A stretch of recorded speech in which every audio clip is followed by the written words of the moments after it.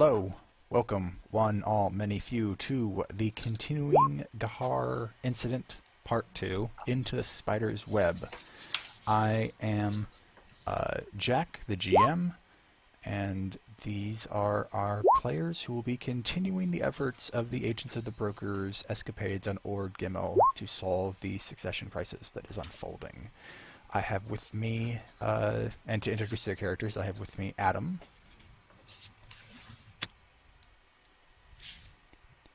Hello. I am Ad Hoc, and I will be playing Jim Ortuba, the Duros squadron leader pilot. Who knows what he will get up to being on the ground today. Next up I have Dan.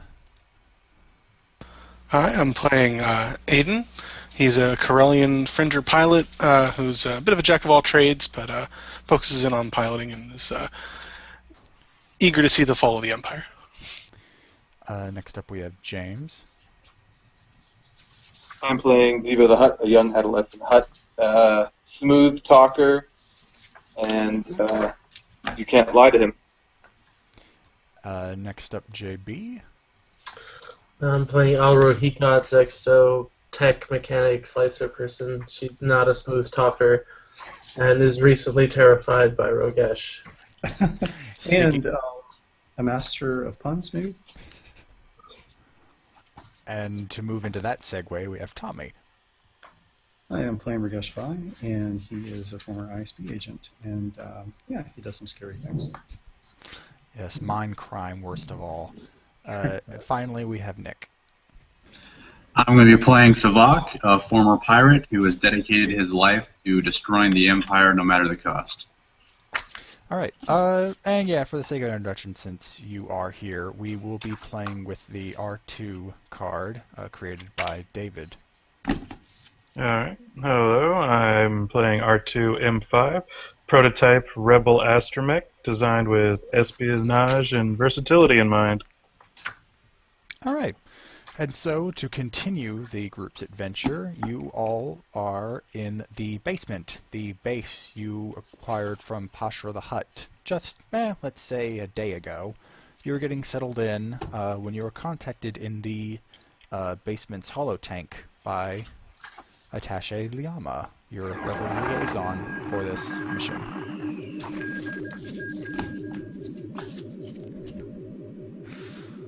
Hello there. Yes, she nods as she sees the agents gather around her. Oh, yep, and you're right. In fact, before I get too deep into that briefing, let's go ahead and roll for resources. Looks like obligation did get triggered again. It is the Soldiers Without Worlds obligation. Ooh. Yep, I can make that work. Hopefully more than I could make the Wrath of Kudra work last session. I remembered I completely forgot about it. So, everyone who can't afford it, go ahead and lower your strain thresholds by 2, because it was a group obligation, and we have recently learned that acts like everyone's personal obligation. Oh, is it? Well, I'm going to throw credit so it doesn't matter. Alright, so Ziva's a little bit out of pocket. But I'll say right off the bat that as you've been getting settled on Ord Gimmel, you have heard that the Soldiers Without Worlds Foundation has apparently been making strides in the lower city, appealing to wounded veterans, and you know, after your last brush with them, that's a little bit suspicious, especially given the crisis unfolding on the planet. Yep. But anyway, back to Attaché Liama. She begins as she cues up the image of what looks like another woman to appear in the holotank alongside her, and she gestures to the woman and says, "We have, yes, your strange levels reduced by 2. We have another target for you to eliminate before we can make any more headway in the political situation on Ord Gimmel. This is your target today, Imperial asset known as Patal, or Patel. Let's go with Patel. She is an Imperial ISB agent known for being able to hack into almost any system she is given access to. She is known in intelligence circles as the data thief.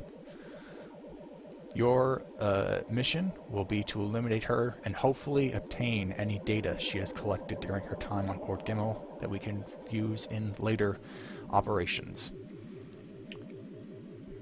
Any questions so far? So yeah, Zivo is gonna ask, are you talking operationally eliminate her, and then kind of like a quick little look at Ragesh, or eliminate her? Unlike Tasca, whose allegiance could be flipped, if a bit hard to do so, we want her to be killed.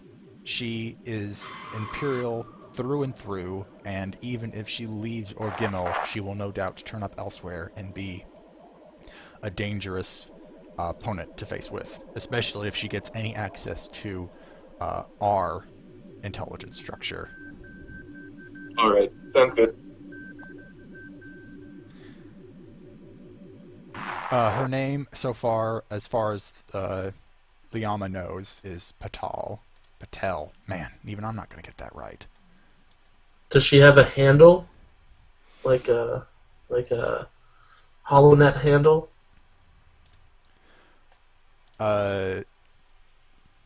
We don't know. She might. Anyway, we have already arranged for, or rather, there is a specific event we know will occur in the future that Patel will no doubt be a part of, and this will be your best chance to apprehend her, get what she knows, and then eliminate her. One of the pretenders to the throne, Queen Nahana's sister, Milara,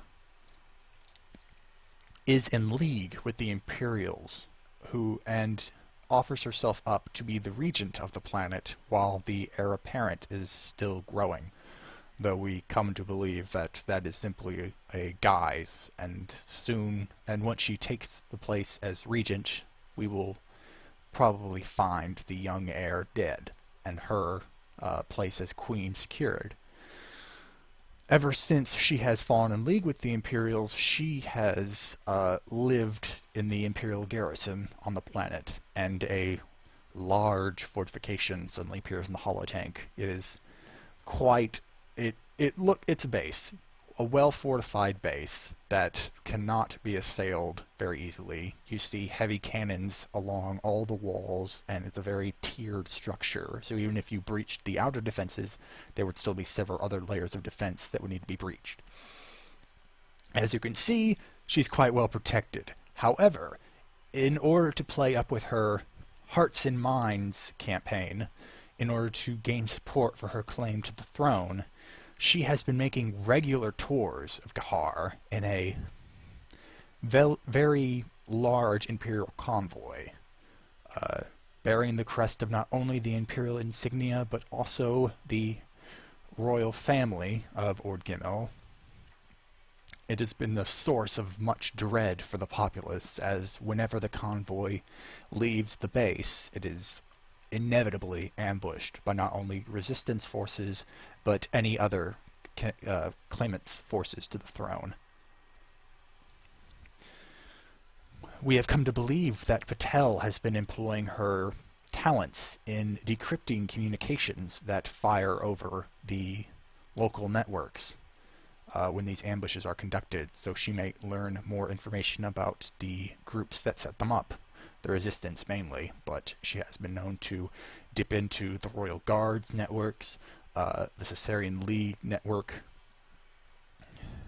So we believe that she has information on almost all of the factions in play.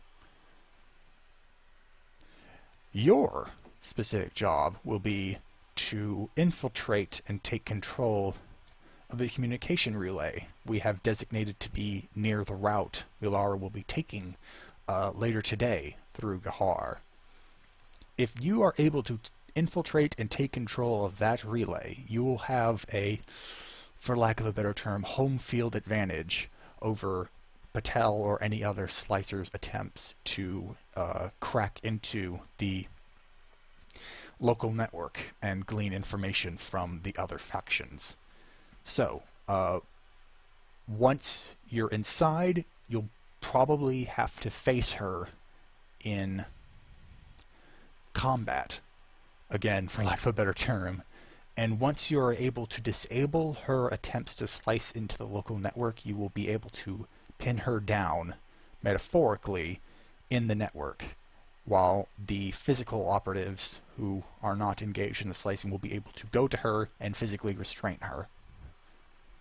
You're basically having to face her on two fronts, the digital and the physical.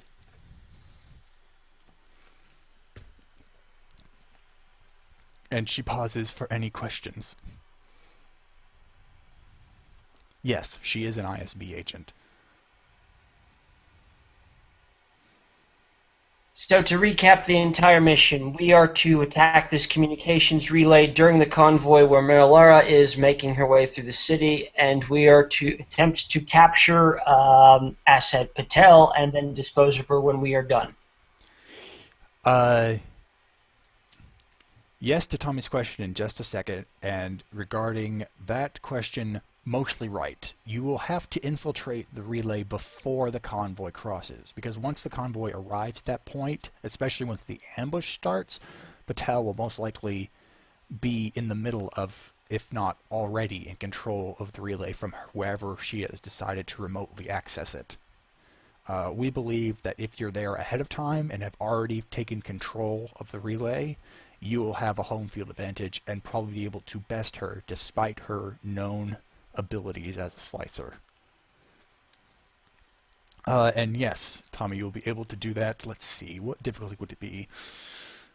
You will get, for your status in Imperial Intelligence, I give you actually 3 boosts for that, but it is going to be a daunting warfare check, which I will flip. So 3 purple, 1 red, and you get 3 boosts. I have a rank in a warfare if that helps. Can I give assistance?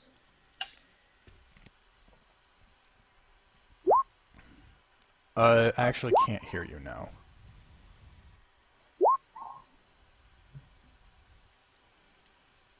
Can you guys hear me? Oh yes, we can hear you just fine. Oh, okay. Contribution to the rebellion I don't think would really help here.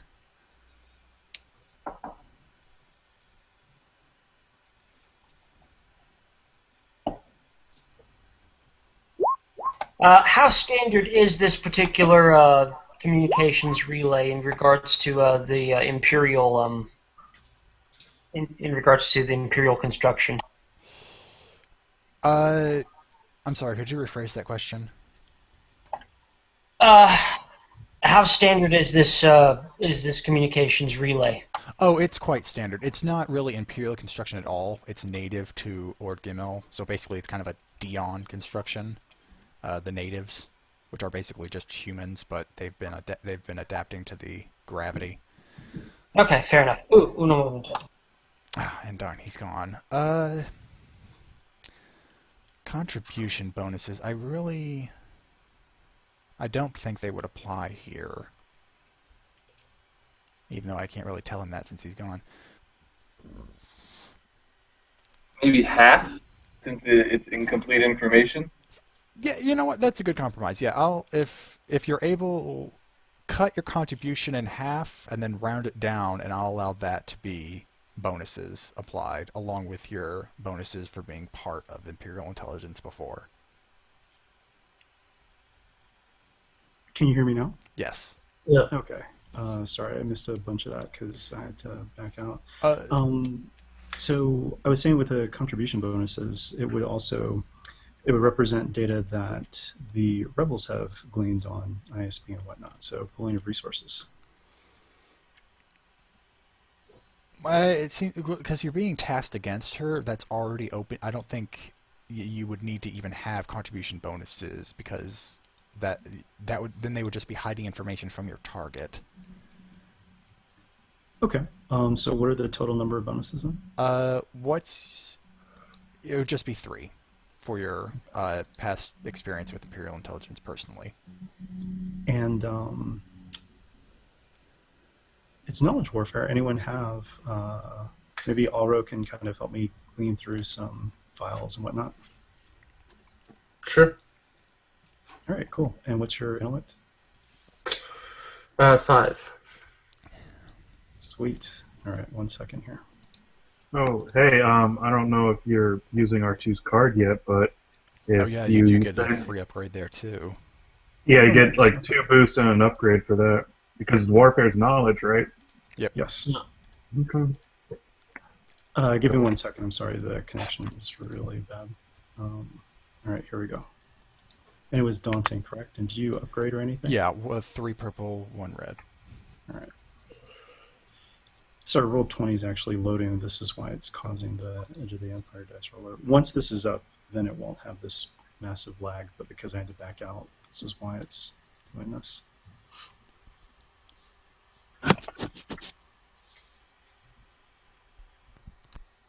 Actually, while I'm doing that, if you could move on to something else too, while this is... All right. So while he's doing that, does anyone else have any other questions they would like to pursue? Maybe even roll for? Do we have any other knowledge of the other of the resistance movements in the way? Would Jim be able to do a warfare check for that? Let's.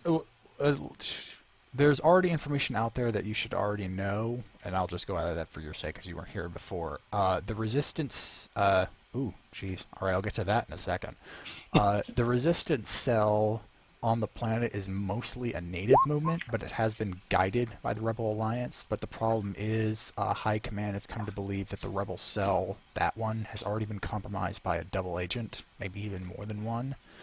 So for now, they basically can't be trusted wholesale, just because they don't know who the traitor is, so any affiliation with them risks information. Regarding that faction against the Imperials, they are the most likely faction that will ambush this convoy. However, they don't know if the other factions, which do have their own military forces, will also come into play. It's just the resistance they know will attack. Speaking of which, so Nahana, she's not a Daeon, then, right? I'm sorry, this is where I'm limited by the pictures I can find. All the royalty are also Daeons. Oh, okay, got it. They're native to the planet. It's just, it's hard to find someone that matches that exact facial description. That's a good point. But imagine her with a bit longer joints and limbs and yellow skin, and that's what she would look like. Clothes and all. All right, now for your role. Oh, geez, you got the whole kit and caboodle. In fact, I'll just read this right off here. Agent Patel, and you know her by the moniker the Data Thief, they even like to call her that in the ISB, is known for her great acuity. Oh my gosh, that's not the right word at all. She's great at slicing, and she's even known to retain her own cache of information that she retains for, cash. She retains it for political favors. Anything that's mission vital, she does give to the ISB, but even the ISB knows that there's stuff that she keeps that's, useful for blackmail and whatnot, but isn't useful for their grander schemes, so they just let her keep it. And she is actually bald with a cybernetic attachment to her brain that goes around the back of her head. She is actually just quite good at wearing wigs. So all you really know is that her face is constant, but her hair could be any color, be any shape or style, or it could just be gone and covered up by a giant scarf. She is quite good at hiding her cybernetics through headwear. Let's see. Can we say also with that Triumph that Ragesh has actually worked with her before? Not personally, but I mean he's familiar. That seems perfectly good. I mean, fine. Yeah, there's certainly been several times where Captain Carmen's been in need of some slicing help. She'll probably be what the ISB recommends. Maybe she even guest starred on the show for one episode. I have nothing against that. All right.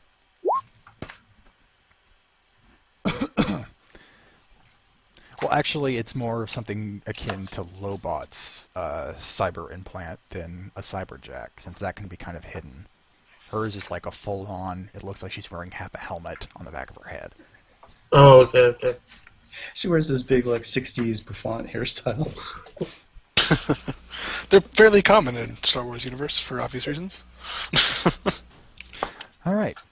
Any more questions, or will you be sent off to go infiltrate the comm relay? Do we have any information on what we might expect to encounter inside the relay? The government has been aware that, especially given the crisis at hand, slicing has become more and more common into not only public networks but private and secure networks. So the relays are heavily guarded, though not impossible to pass.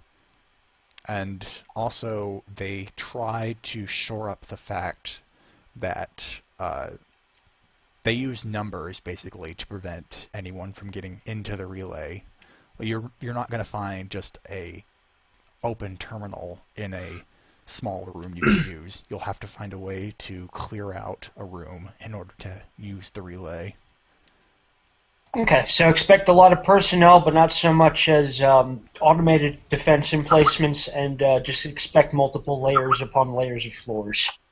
Yes. Can we? You said this is part of like the public infrastructure, right? Can we get some plans? Can we search the holonet? It depends. Do you just want to search the holonet, or do you actually want to try and dive for schematics? Well, if the group wants, yeah, I think let's go for it. Unless the group is worried that'll give us away, but. We trust in your skills, Elro. All right, let's do it then. All right. To get basically at the most superficial layer, the communication relays only have the plans for public access areas, which are really only like the base floors that they use to coordinate the planetary holonet. However, since that's not what you're looking for, you can dive into nets used by the guards or even shadow feeds to see if they have more specific information. So you can either do a streetwise check in the searching for shadow feeds to see if any of them have come up with plans to this for you, or you can do a computers check to directly hack into the military servers to see if they have anything. Why can't we do both? You can, now that I think about it. I guess it's just that since Auro's the only one, because if you want to do it streetwise, it's going to have to be a different kind of streetwise, because instead of looking at shadow feeds, you now have to do some footwork. I mean, sure. I mean, why not? I think that at least in this part of the adventure, this would be a good place to.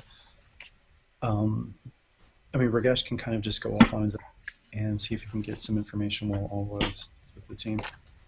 All right. Also, remember if you're doing that computers check, you'll get an extra 2 boosts for Mark II. Yeah, I've added them into my pool. All right. For getting into the military servers, that one is going to be 3 reds and a purple. And for the streetwise check, that one is just going to be a straight daunting roll. No upgrades. Or actually, to keep things going, yeah, I'll flip that one too. So 3 reds, 3 purples and a red for streetwise, 3 reds and a purple for computers. It's going to be rough. And I'm actually also going to add 3 setback due to security measures on the military servers. So that's for the computers roll. Okay, I can get rid of. Oh, I guess that's. Yeah, okay, so I can get rid of one of those at least. Bypass security. Yeah, but I only have 1 rank in it, so. Oof. This is kind of a scary roll, actually. You can do it. Oh. Okay. So you failed, but for those fort advantage, I'll say your intrusion was blocked, but not detected. Correct. Oh, great. All right, and so that will mill out the threat. So for Rogesh's end, you are able to find several smuggling groups that have used the communications relay in the past, communication relays in the past, to block the network detecting them leaving and entering the planet.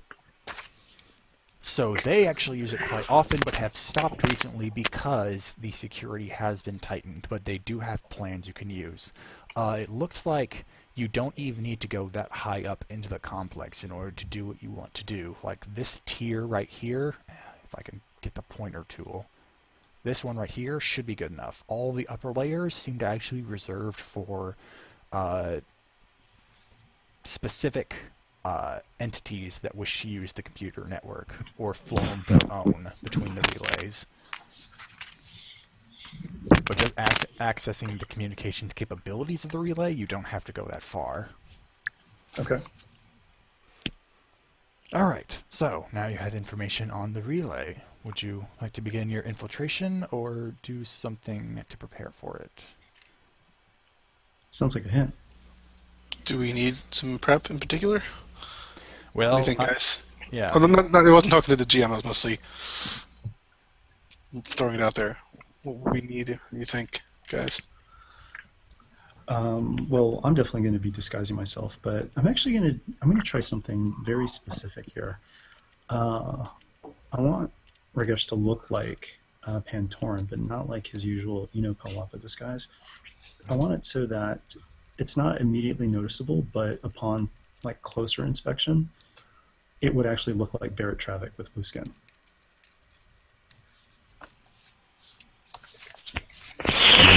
A little bit difficult. Getting artistic up in here, Tommy. Yeah, I'd imagine that would be actually somewhat easy because you're already doing a face you're just changing the skin tone.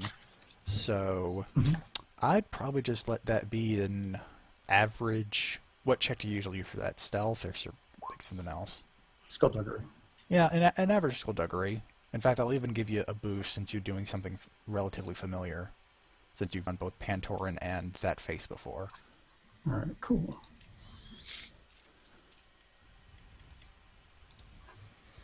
While he's doing that, might we be able to maybe find a speeder somewhere we might be able to use as a getaway vehicle? Actually, one of the things I forgot to put in the ARP hole is that the basement does come equipped with a small hangar that has 2 land speeders you can use. Each seat about 4, so you'd have to use both. Okay. Eden can pilot one of them. All right. And the other. And for... Yep, you're able to pull off this guys very well. There's a little bit of a blemish, but you cover that up with a facial mark, like a tattoo. Oh man. All right. Anything else you guys would like to do before approaching the relay? Okay, so just kind of me, Jim, talking with the rest of the group. So what we're going for is kind of a smash and grab job. We get in, locate, pin her down, grab her, and then get out. And then bring her back for interrogation, or do we want to interrogate her on the spot? I would say probably on the spot because there would be less time for complications, sort of thing. Yeah, and we're still working with the timeline of having to do all this before the whatchamacallit goes through. Yeah, well, Caravan goes by, yeah. Yeah. Oh, by the way, so I also think, though, that Ragesh would mention that anyone who was involved earlier, we already had things. There's already been a breach of security, so everyone who met with Pasra should probably be in disguise, too. There wasn't really a breach of... Or is this the same group as last time, Jack? What do you mean by same group? Well, it would be Aiden, Savak, and Alro were yesterday. Oh, you're referring to Blackbird? Yeah. Okay. Well, no, I just mean more just in general the fact that not just Blackbird, but our presence was known already, and that concerns Ragesh quite a bit. I mean, in other words, what would be the harm in getting into disguise, you know? I mean, I don't see any harm in it, no. No, not at all. Alro likes wearing wigs, so. All right, everybody, line up. Let Rogesh do your makeup. All right. So we're just kind of as a final agreement, we're pretty much going to lock down one of the floors, pin her down, interrogate her, kill her on the spot, and then escape with no other trace.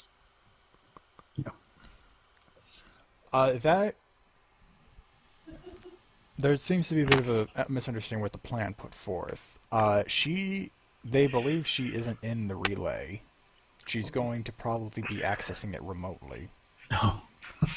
Oh, okay. So we're going to have to split the forces is what it comes down to. You may have to once you discover her location. But Oh, the I thing see. is So that, that's part. yeah, you're going Okay. into the relay basically to get a home field advantage against her when she's trying to attack the relay herself once the convoy passes by. Okay. Wow, Understood. that changes the game plan up a bit. David, What we're was getting that some stack crackle again, from you. David? Oh, sorry. Let me mute that. Okay. So for the touch-ups for everybody, what would those be? All right, I'll have it be a choose your own difficulty. Whatever you decide to roll for them, that's what people looking through the disguise will have to roll against. But for Alro, it's going to be with. Oh well, I'm actually using a Flesh Tech camouflage set, which already has a standard difficulty placed on it. Okay. The perception. Then it will just be that difficulty, but I'm going to put on 2 setback for Alro just because a Zexto. One for each arm. Oh, what I'm saying though is that it gives a set difficulty for the perception, but it doesn't specify the difficulty on placing it, so that would be up to you. Then I'll change it to. And who are you doing? You're doing Zevo, Aiden, and Alro? No, Savak, Alro, and Aiden. Ziva wasn't there yesterday, right? Correct. Okay. Oh, I was thinking of Pashra when I was thinking of Huts. Alright, average for Aiden, because humans are a dime a dozen. And I'm going to say hard for Savak, because weak ways are a bit rarer, and then daunting for Alro, because Zecto are Zecto and quite stand out even if you change their appearance. Okay.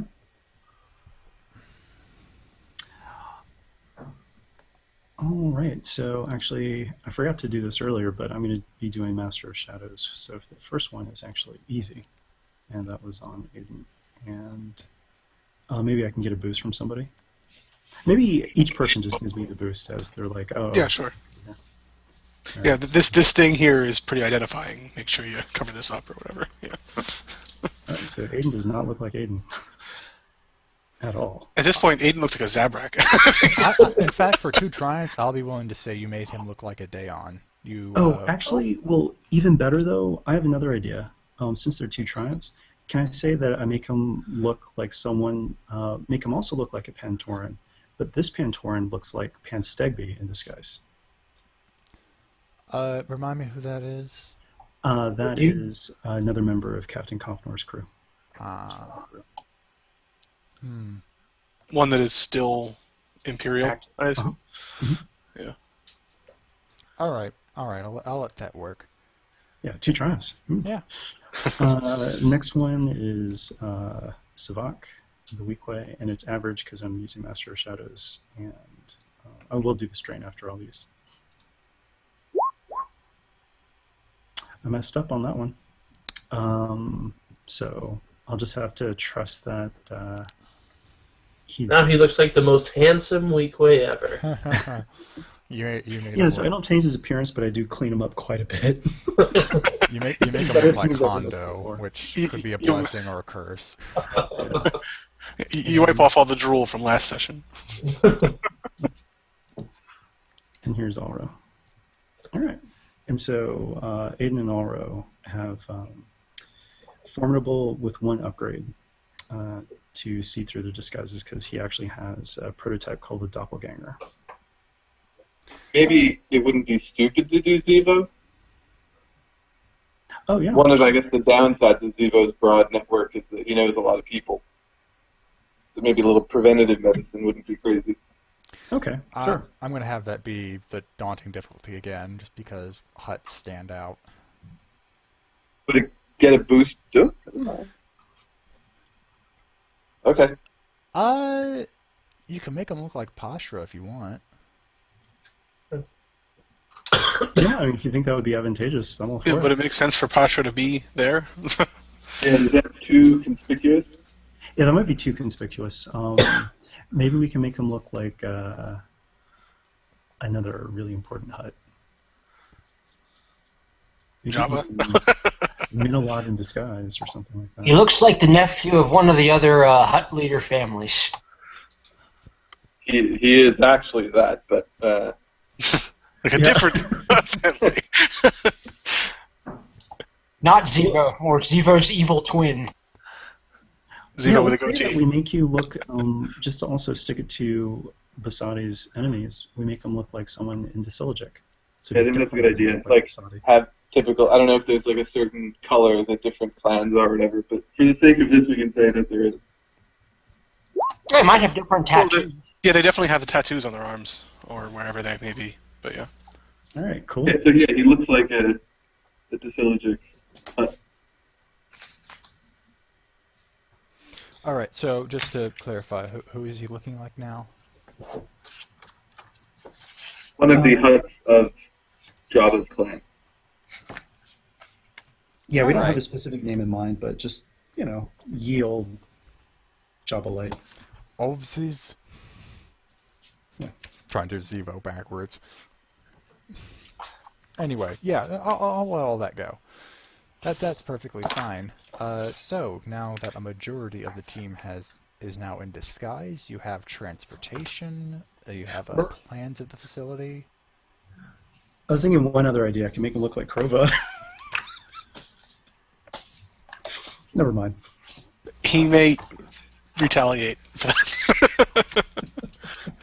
Okay, so one more time with the plan. We have to go to this communication relay, seize control of it, so we have the home field advantage against Patel, track down Patel, and then nab her. Well, this is before before all these riots break out.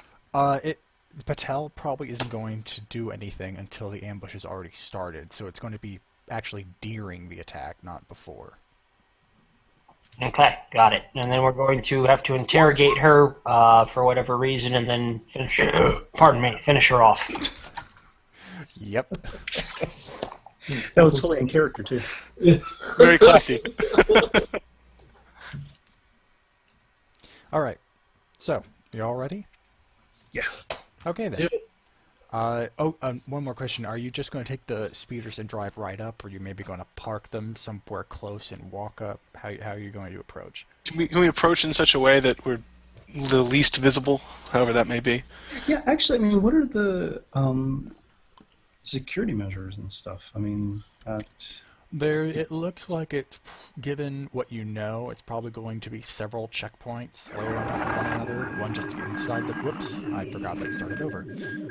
yeah, so we need to have some sort of, So since we have some people in disguise as members of the cast of Comp North, could we have, and Ziva's dressed up as an important hut, could we say that his hover sled is here and that they drive up together, important hut gets a tour of Imperial facility from important Imperials?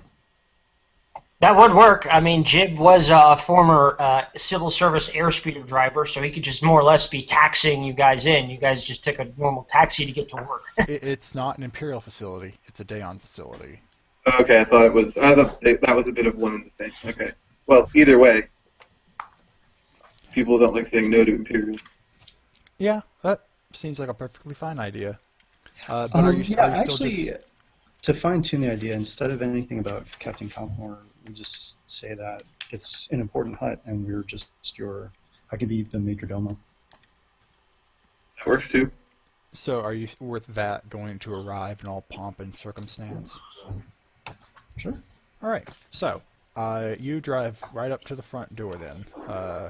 Zevo's on his hover sled. And My hover sled also holds, I think, 2 passengers, so people are welcome to ride with me. oh, and that would save you you will only have to take the one land speeder then. Oh, great. Okay, so you arrive. The streets flanking the communications tower, yeah, it's not just barren by itself. It's part of a busy street. It looks like it's quite busy until you get closer to the main entrance to the tower, where the crowd suddenly seems to clear out in front of a moderately well-armed security force guarding the gate. They all appear to be Daons in what looks like riot gear, and they're keeping the crowd back just at the moment through sheer intimidation. I assume you ignore the fact the crowd's avoiding this area and park right in front of it? Yeah. Alright, once you arrive, one of the guards looks at Zevo, kind of perplexed, and he waves down the street. This area is off limits to civilians. Move along. Surely you are mistaken. We have our scheduled tour of the facility that was paid for 3 months in advance. And For- All right, go ahead. What's your name, James? You're going to have to come up with one. We'll go with the usual backup of Foul of the Hut. Battle of the Hut. All right. Surely you've heard of him. The guard just says Fala aloud, and he goes back to the checkpoint and starts typing in on a console. And he just, after what looks like a few minutes, comes back and says, there's no record of any tour given to anyone at this time, even to someone like Fala.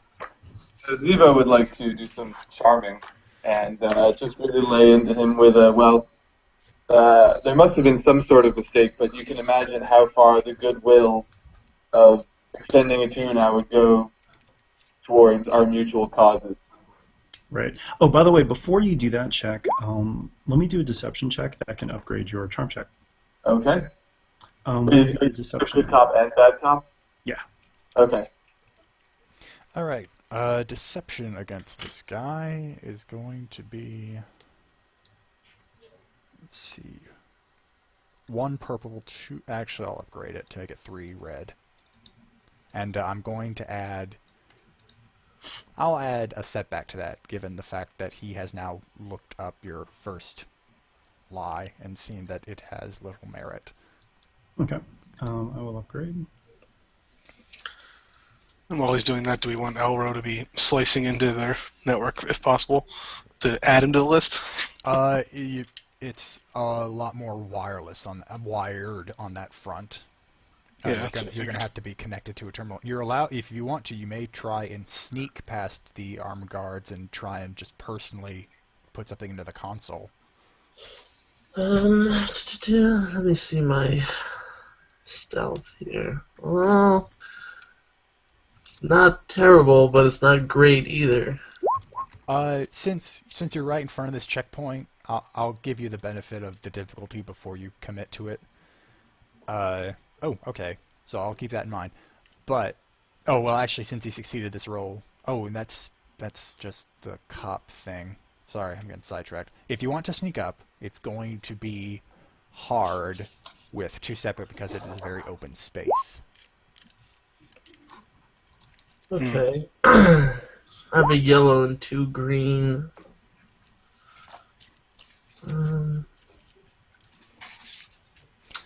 And how did you deliver the bad cop, good cop statement? Oh, that was just my initial statement was the deception that was used for it. Oh, okay. And all that stuff. So just to pretty much set the scene, and now that gives a great segue for Zero. And I took an unskilled boost from Zevo, since I'm thinking all this is kind of happening simultaneously, and he's looking all Hutley. Yeah, alright, I'll allow that. So, how would you like to... You know, greatest Tommy? Yeah, 2.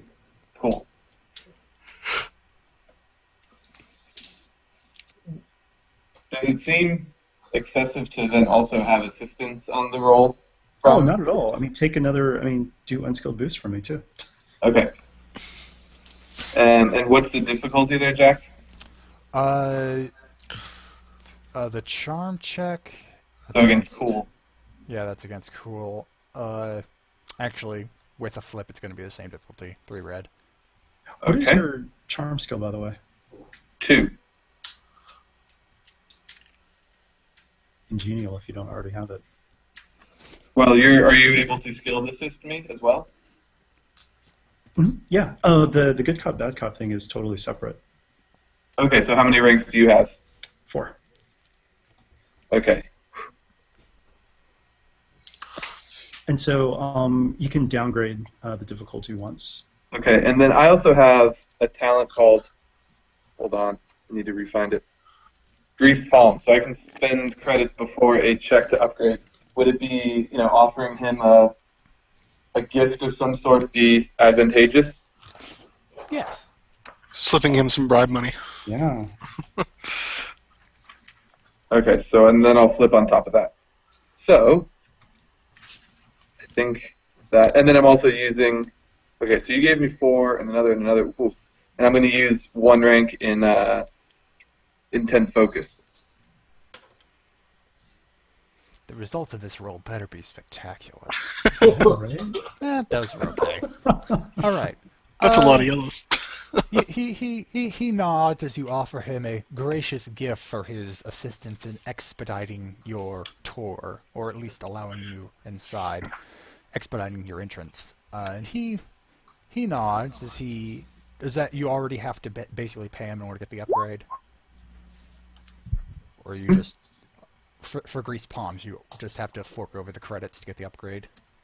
50 credits for an upgrade. Okay, yeah, so he takes the credits and nods as he ushers you over. However, before you get... Oh, excuse me.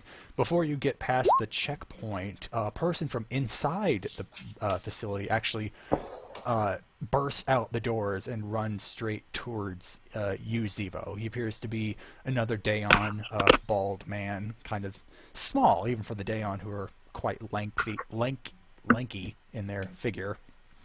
And he bows before you and he says, "Oh, Thala, I was just informed of your arrival. Oh, I hope the checkpoint didn't give you any trouble." So we made it through with a minimum of issues. Oh, well, thank goodness. And he waves at the guards as they seem to stand down, that they were caught by surprise when the guy suddenly burst out. It's like, I'm Administrator Rama. And I'll just type that down. It's like, I'd be happy to give you a tour of our facility and to discuss our advancements in communications. If you just come inside. Oh, but some of our checkpoints inside, which I'd be happy to escort you through. I don't think they'd be able to fit your magnificent sled. Would you mind leaving it out here? That is acceptable. All right. Aiden's gonna go over to the guy and be like, "Look, calm down, man. It's okay." It seems like he's not really exasperated. It's just, it seems like he had to run really far, really fast. So Take a second to catch your breath. all right. Yeah. With that encouragement, he just stands there and takes a few deep breaths in a meditative posture, and he's okay. All right. I'm good. All right. Now, if you just come inside, I'd be happy to show you what we have. However, once you get inside and past the next checkpoint, that seems to be just on the other side of the doors, there's a bit of an open... I can reveal this now. You notice that the main tower is actually several layers, is just an open air atrium. Several layers are stacked on top of another, but from the top you can see all the way down. And you can see people quite busy. They do keep this place well stocked. Everyone seems to be at a workstation doing something, who knows what. But as you go through it, and you get to somewhat of an open spot where not a lot of people can eavesdrop. The Rama gets close to Zivo and whispers in your ear, I'm so oh, and he's out of breath again. I'm so glad to have someone from how do you pronounce Jabba's Khajiit? Geharr? From Disilogic here. I've been trying to deal with Basadi for quite some time, but now it looks like Borger's ready to make his move. Well, there are inferior and superior clans in my species, just like in most others. I'm glad that you've taken the time to find the most profitable endeavor for you and us. Does that mean we can count on your support? One sec.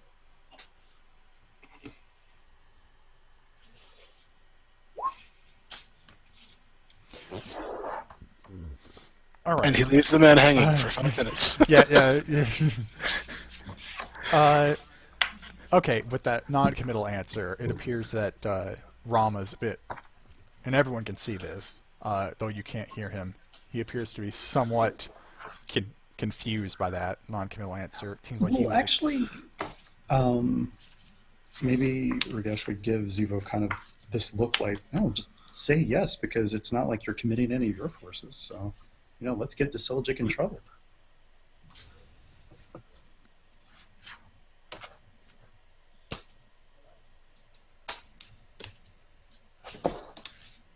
All right.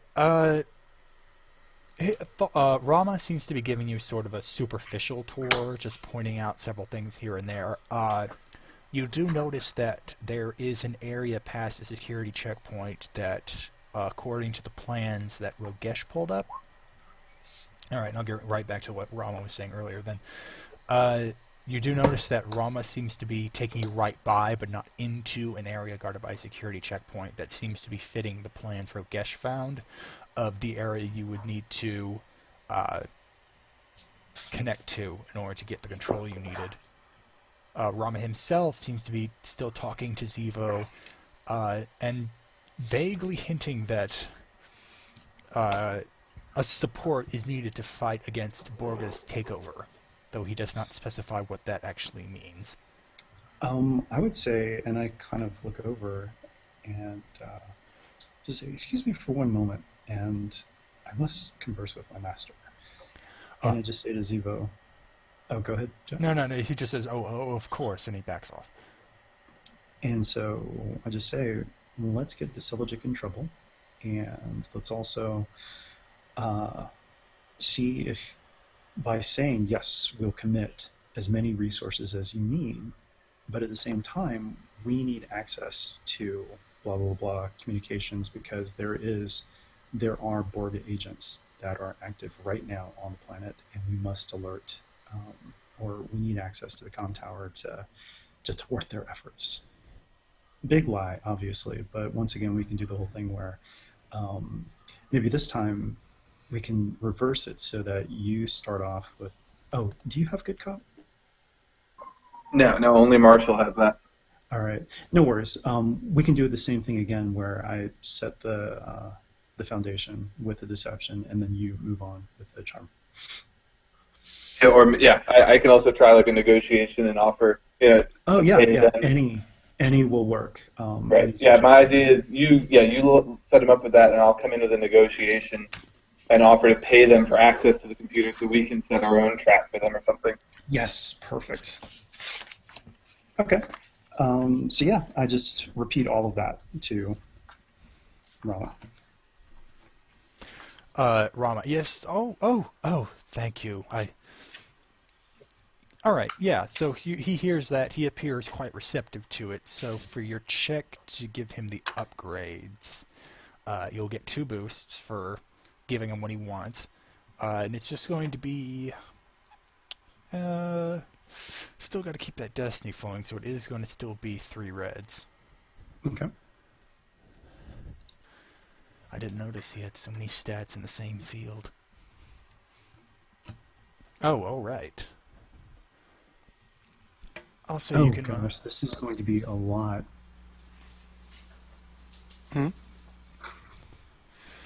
Zevo's role is going to be upgraded to hell and back. Yeah, Wait, it's going to be upgraded it's 6 two times. upgrades per 2 advantages, not just total? Well, I've got 2 ranks in it, so every 2 advantages is 2 upgrades. So it's basically Oh, 1 dear. advantage per upgrade. And that's not capped at like what you can normally achieve through stats, huh? Mm-mm. Okay. So I mean, this guy just totally accepts it, hook, line, and sinker, and so 6 upgrades. Okay, this is going to take some math. Just add 3 dice onto your roll. That's a good point, yeah. All right. What's the difficulty? You're all yellows here. Because I still have to strive for those despairs. 3 red. Oh, and also I am also. Oh, you're doing negotiation. Never mind. I'm negotiating, yeah. So I'm going to say... negotiation? Okay, then that's actually slightly different. Okay. That can also use... I think it's cool as well, if that's just easier for you. No, because his negotiation is actually slightly better. Okay. It's going to be, with that upgrade I flipped, 2 purple, 2 red. Well, better, I guess, in a relative sense. Better for him. Yeah. I'm going to intense focus. 1 time. I will not throw credits this time. That could just be egregious. No, why not? Because of that. Okay. Wow. Jeez, triple triumph. Does he just give us everything he has? Like, he gives us control of the whole station? Like, what? Yeah, so I don't know if I've been there. So the whole is like Zevo's like, yes, you could play. You know, our business relationship could start on a phenomenal footing if you allow us access to the computer to plant a digital trap for our Basadi foes. We'd need access, but we could crush them all at once, and it would show great favor between the 2 of us. All right. He just nods completely. It's like, oh, yes, that would be perfect. Anything that can discredit that pretender, Git Chambel. I know he has Borga support to claim the throne, though I know not what we can use against him to solidify our control over the underworld. Let's see, so that's that, and that. Yeah, he goes into the room, whispers something in the security guard's ears, and the guard just goes in there and has everyone clear out. 3 chimes. I do think that's the first triple seen triumph I've seen. Yeah. I've never seen that many yellows on PC. Yeah, it started as 4 yellows and a green. Added 3 from you, and then I had intense presence. Or intense focus. For 8. You think they would have put a hard cap on how many upgrades the cop ability could give you, especially when something like that's possible. I think it's partly too because it relies on advantages so much, and it's one of the few abilities that actually takes advantage of that. True. Anyway, so I think what he's given you so far is kind of a double triumph, so there is 1 more triumph you can spend. Would you have any ideas? Yes, for enough access so that we can also utilize their tracing programs to pinpoint where communications are coming from. You know what? Yeah, perfect. He'll say he'll go up to security level and have their system administrator AI stand down, and you should have the run of the place. He can't give you any tracing programs because you would have to turn the system administrators on, and they're not that bright. You would either have to fight them or not, or they're just not there. Right. But we have the run of all the systems, though. Yeah, you would notice if you had plugged in without the system admins being shut off, you would have had to fight them off in order to get control. But since now they're offline, Alro can just plug in, and that's all she wrote there. Okay. So you are set up for the ambush. So you wait. Geez, you've done this so fast. I'd say just a couple of hours. And as the sun starts to set on Geharr, you look down one of the windows to see an Imperial procession going down the street you entered on. It's a quite large shebang, several walkers, a long line of troop transports, and in the middle you see a large and wide, quite heavily armored, what could be like a mix between a limousine and a troop transport. Sorry, I forgot it was that loud. And that one seems to bear the crest of not only the Empire, but also the royal family of Ord Gimmel. So, if you had to guess, the sister of the Queen is on board that one. A crowd has gathered, though it is actually quite thin, along the street, and they seem to be giving the procession quite a wide berth. And, in fact, just a moment later, you see why, as several people begin to appear on the roofs of the neighboring buildings. And before the Imperials even seem to notice, a rocket fires from one of the rooftops and strikes a walker. It explodes, the walker's control pod explodes with it, and the thing falls over, semi-blocking the procession. And you see, emerging from not only the other rooftops, but the buildings themselves, people clad in armor who seem to be quickly setting up positions and attacking the convoy. Several of the troop transports open up, and stormtroopers begin to appear and fight off the attack. It looks like, just as predicted, the ambush has begun.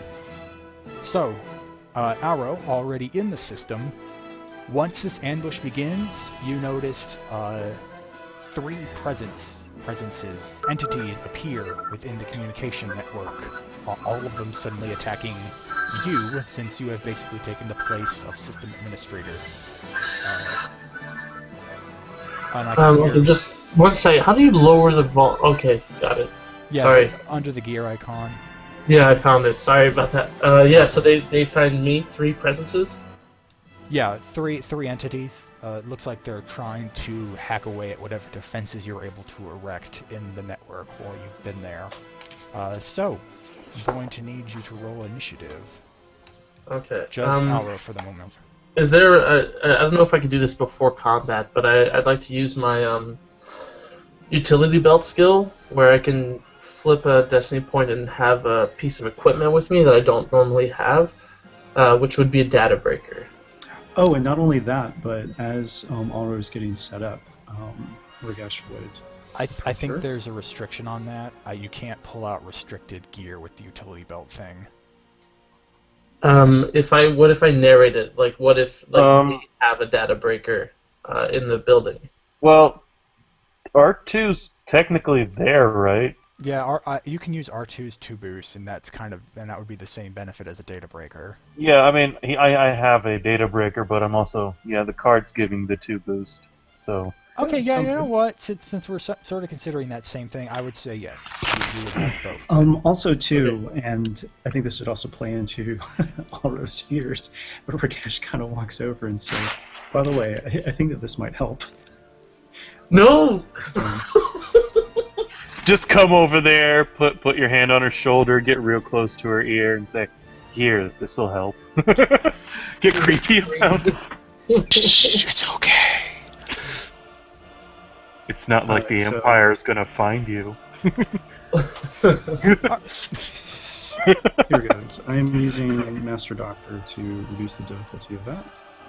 And Just let me put this needle in you. And I'm not going to do a boost. I'll actually say probably a setback because she's all being like, ah. But I will flip because I do no shortage of arms. Oh, that's true.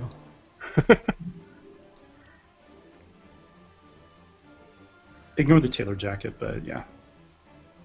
And that's still doing 4 strain to her though.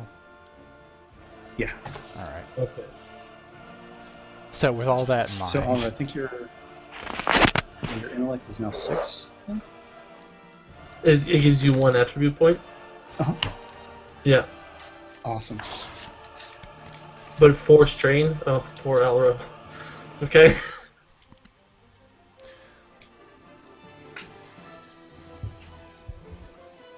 all right. You knew this attack was coming, so you can roll whatever initiative is best for you. I'm pretty sure that's... I think they're the same. Is this for everybody to roll initiative? Or? No, just Alro for the second, since at the moment no one is attacking you, just her. Got it. So this is data battle. Yes. Buffer brawl. Okay, yeah. All right. The Triumph, since you can't really move, you can use as an upgrade to your next action. Okay. And now for my initiative, for my 3 people. Can't wait till they actually release like definitive slicing battle stuff. Yeah, I just hope the stuff in special modifications helps. It looks like it's only giving you select actions. It's not really giving you the idea of slicers fighting each other. Anyway, okay, so that's just gonna be 2. Okay, and then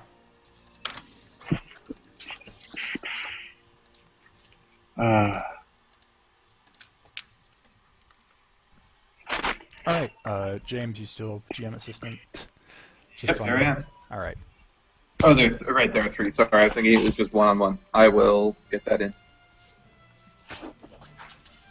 Matter, like names that go with them or anything? No, they're all NPCs basically for the moment. They're differently aligned that made it matter. No, that doesn't matter for this. Got it. I mean, I think you can see what order is. Yeah. All right, so the first one, that one seems to have already created what you could call a beachhead in the network. She seems to be... Oh, well, there you go. It seems to be attacking from quite a reinforced node nearby, and it is directly cutting into the communication relay's defenses. So do you have any defensive slicing? Yeah, 1 second. I'm pretty sure I have 2 ranks in it. And do you not have the improved version? This is just setbacks. Defensive slicing. Yeah, I have 2 ranks in it. All right. So this will add setback. You can take off 1. And what is your dice pool for computers? It sits right now at 4 yellow, 2 green, and then 5 boosts. But I guess it's just like the base.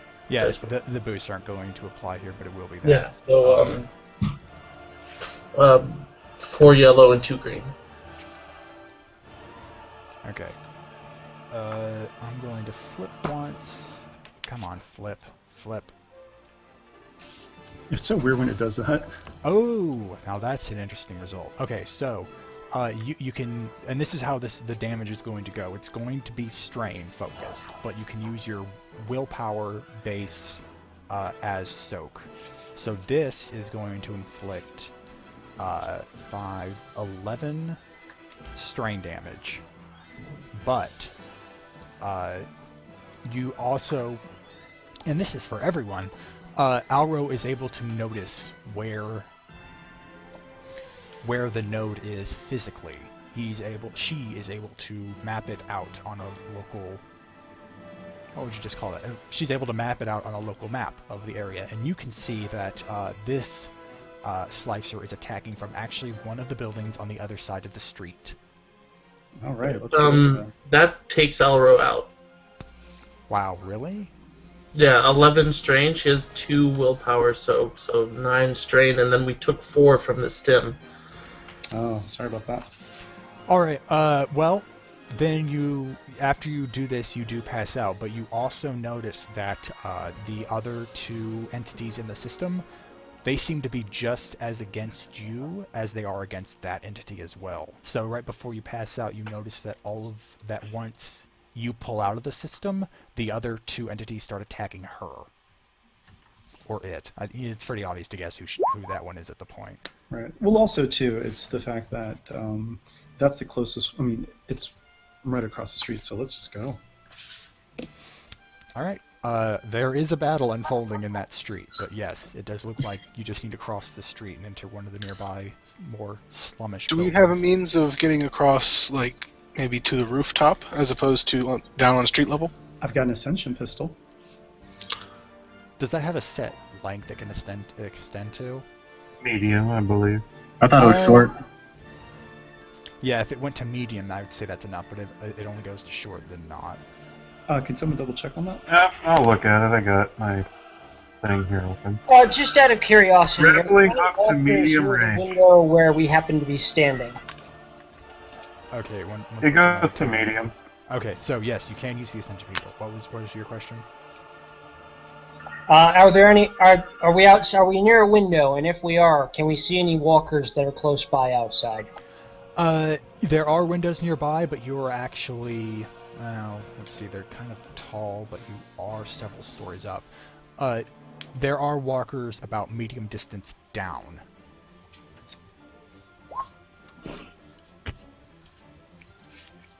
Well, there's an idea. What if we used the ascension cable from Morgicia's pistol to get down to a walker and then just stomp across? Because that would be way too noticeable. And probably a lot harder than just latching it onto the other building. Yeah, let's just launch it on and then just use it to, slide across. I mean, normally I would be up for an idea like that, but I think that the point here is to keep things subtle. How Right. subtle's a flying astromech, you think? Not.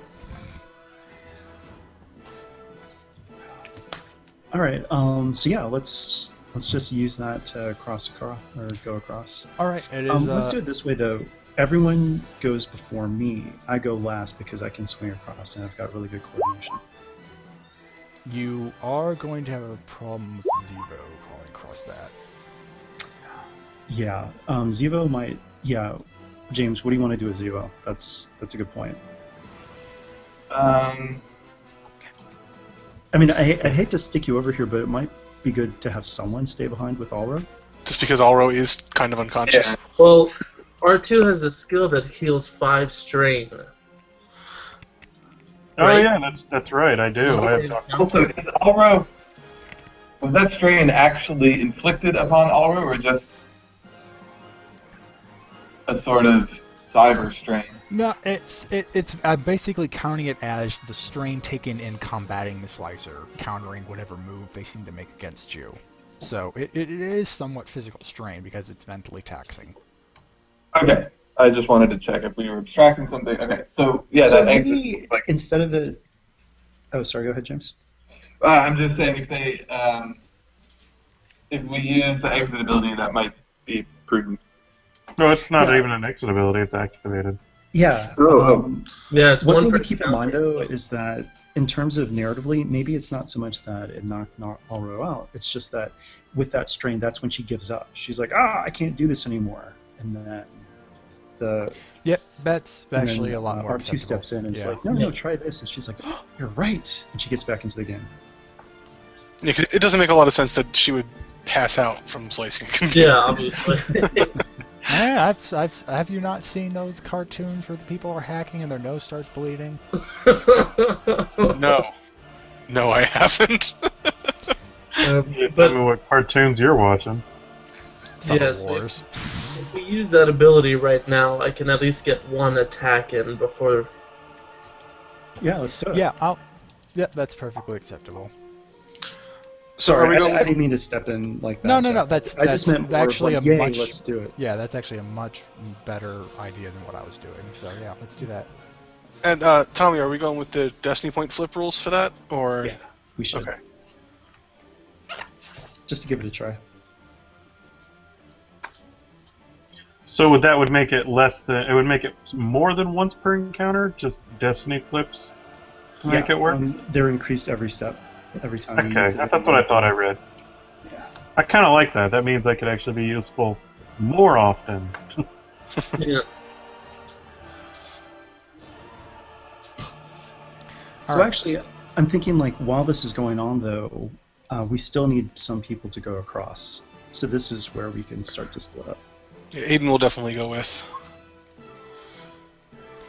Alright, it is just going to be the regular 2 difficulty to shoot the Ascension Pistol across to the neighboring building, but I am going to add, just 1 setback due to the chaos below. I'm sorry, what was the difficulty again? I 2 lost purple, it. 1 black. 2 purple, 1 black? Yep. Okay. I will double aim. Let me add some strain there.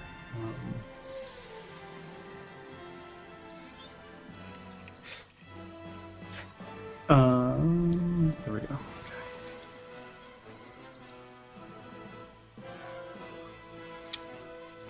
Okay, I think that's all I've got. Okay. Oof. Alright, yep, you fire the cable and it connects to the neighboring building. Alright. On the other end, if Alro is back up, she can make her attack.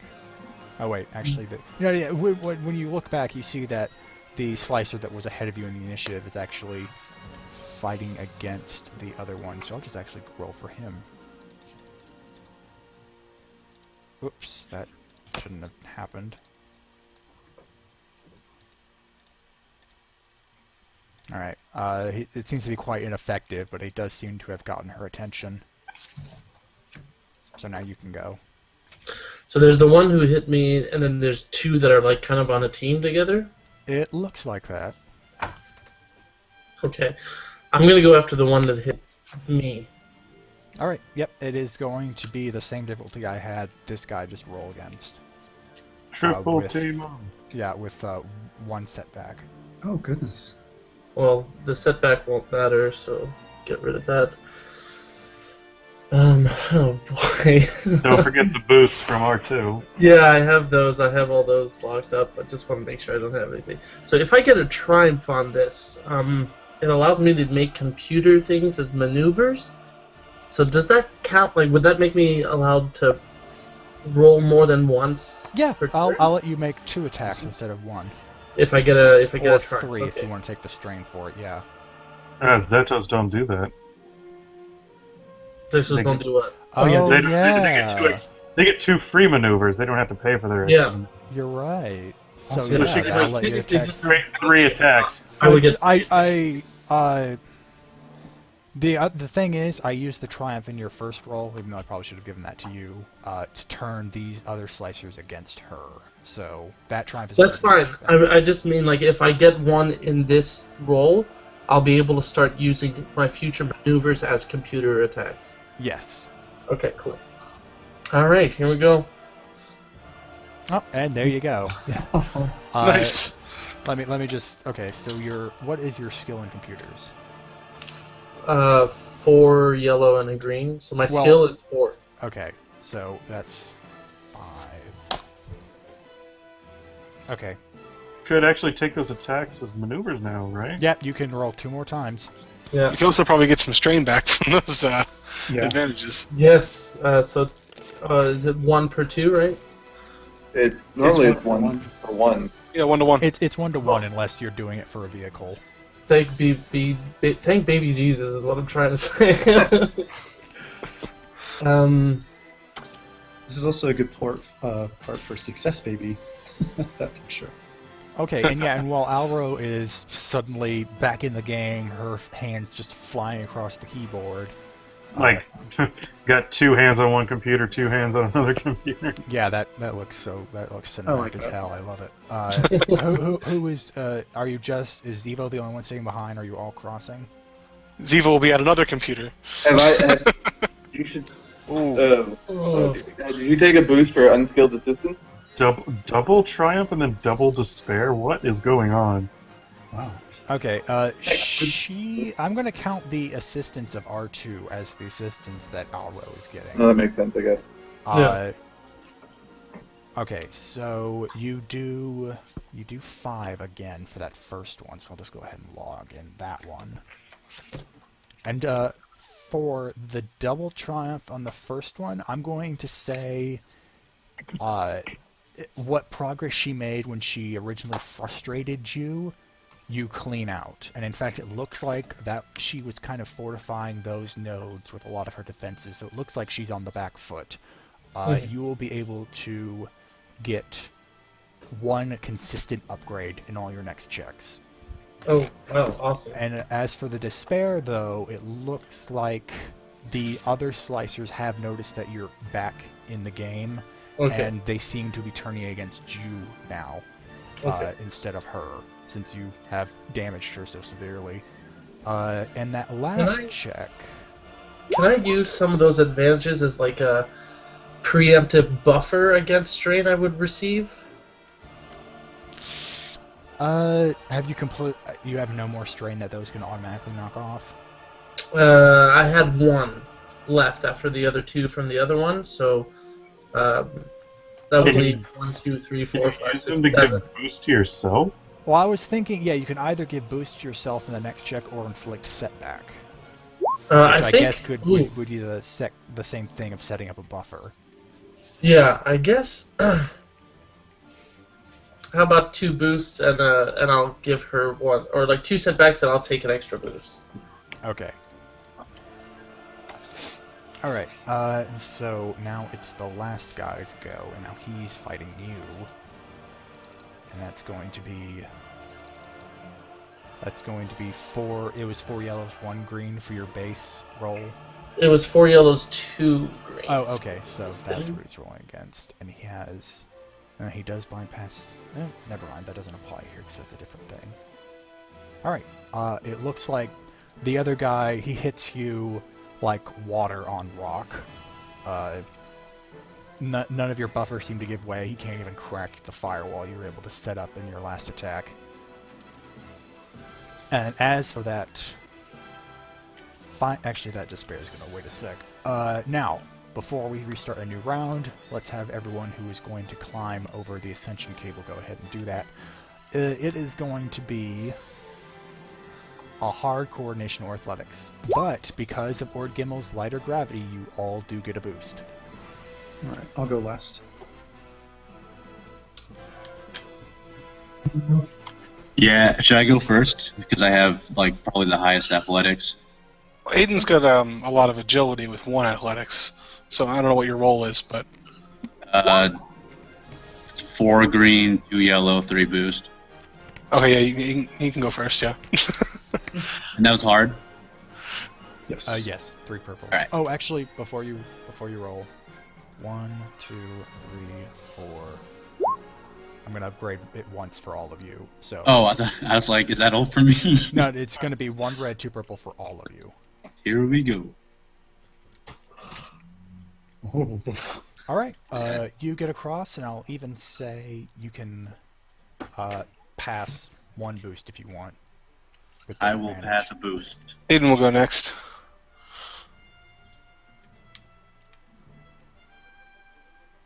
All right. 3 boosts. You can do the same thing. We can say that for each person that gets across, they're steadying the wire. All right, Jim, you're up.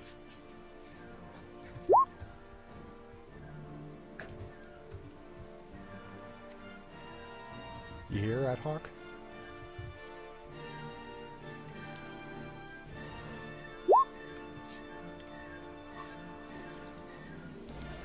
Adam may have... if you're talking, Adam, you're muted. But... No, I'm not talking. I was aware I was muted. I was wondering if anybody else was going. Well, I'm going last because I'm... Alright then. What the hell? Give me a moment. So that's an average coordination check? no, it's going to be 2 purple, 1 red, and you get a boost Okay, because didn't of see the planet's gravity. Athletics or coordination, too. And 2 boost or 1? 1, 3 total. 2 boosts. Oh yeah, because of it's 3 boosts. Sorry, you're right. 3 boost. Okay.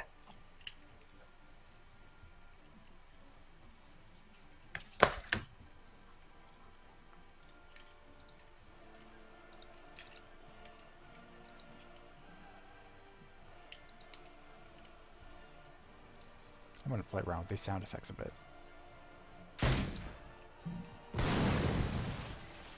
I wish I got more combat sounds than just the RPG. Oh, failed, but with that many advantage. I'm going to say Oh, that... can we say this for something cinematic? What if I see him fall and that's when Ragesh takes off and he's going to try to swing and catch him? I was going to say the exact same thing. Yep, go ahead. Awesome. You're going to have... Yeah, I'm going to add... I'm also going... I'm not going to upgrade, but I am going to add 2 setbacks just because you have to not only run across, but now catch someone. Right, okay. Let me just double check my... And with those advantages, can he give me some boosts? Like, he's like, stretched out, like, ah! Yeah, I'd say... Yeah, one more boost along with all the I other slipped, boosts but I'm hanging on by my fingers, but I have just enough advantages to give you a boost that I'm hanging on till the very last second. Okay. Yeah, I'd say you get 4 boosts now total. Awesome. This is just like Ragesh back in the circus, the trapeze, so... That's why it doesn't end like Robin. Alright, yeah, you are able to pick Jim up, and you're both able to complete the crossover. Now, you're at the top of the building. You know that she is in the building. And for a moment, we shall go back to the slicing battle to see how that's going. She is up next. I'm going to flip for her. And you have 2 ranks of defensive slicing, so that takes it down to 1. Ooh, a lot of threat there. You can. It's a very frustrating little rigmarole she ties you into. She seems to have broken down a lot of the firewalls you were able to erect. However, it seems that she's been tripped up by them. She had to spend a lot of time cracking the last few, and it seems like not only has she frustrated you, but she might have just frustrated herself. Ooh, but that's still 1, 2, 3, 4, 5. That's 9. Yeah, 9 damage to you. That's okay. And she's going to take all that threat. Alright. Now it is the other slicer's turn. With that other despair, he's still going to be aiming at you, but he isn't that good at what he does. But he does knock off those setback. Oh, he does 3. Ooh, that takes me over again. But I'll use that. I'll use his I'll use R2's thing again. It's 2 destiny this time. Yeah, Even reduced by your willpower, it still is. That 3 does here. Oh no, that's right. Sorry. So make sure you put it in the last one too. Oh yeah, So, remember your willpower is your soak for this. Yeah, sorry. So I'm actually at. How much damage is this guy doing? Just 3. Oh, I'm good then. All right. Yep. It looks like these the 2 other people in the system pale in comparison to you and her. They don't seem to be doing any damage to either of you.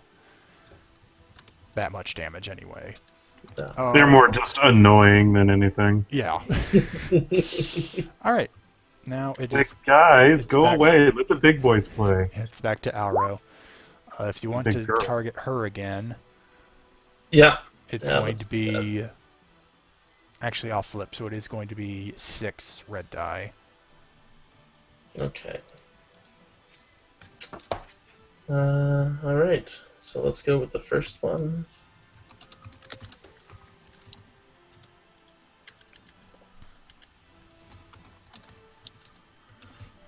So that's 9 damage. Alright, 9 damage. That turns into that. I'm going to say for that 3 threat, don't take it as strain. A memory packet that was in the communications relay seems to get loose. It goes by so fast you don't even notice what it said, but you notice it was sent from the same building. The one across the street? No. Your communications relay, it was sent from you, but you weren't able to catch what it said. You just know that it was there and it's been sent out. Okay. Wait, so are you saying that the enemy hackers are actually in, 2 of them are in there? No, it's more of a memory leak than anything. Oh, okay. All right. Like information that we were trying to protect has gotten out.